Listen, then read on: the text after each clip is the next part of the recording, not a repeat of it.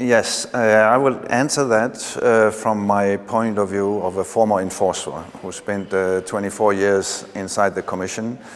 And I'd like to go back to one of the very few cases, or a couple of cases I did back in the early 2000s, which were about agrochemical products.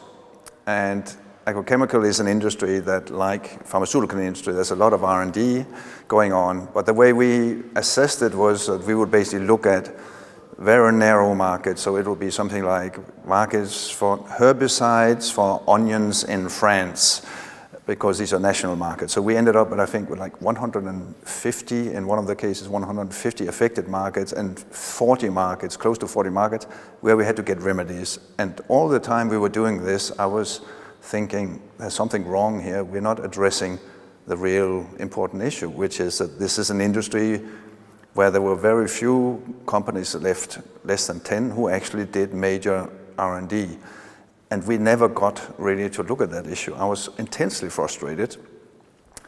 And I was then very happy then, 15 years later, that my colleagues actually, who looked at sort of the next wave of mergers, started looking into this, which was in the Dow-DuPont merger. And they started looking into what did this really, at a very basic level, what would this merger do to innovation?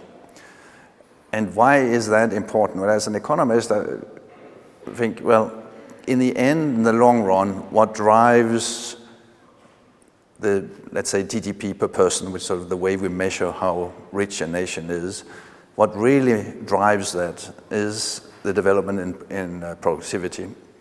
So there are some other things that can change a little bit, sort of can you get more people in the labor force, can you get reduce unemployment, but there's a limit to what that can do. The real, over the long run, the way that really drives it is, does productivity increase?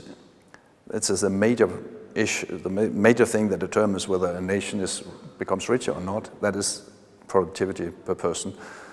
And innovation, of course, is a big driver of that, and maybe the main driver of that.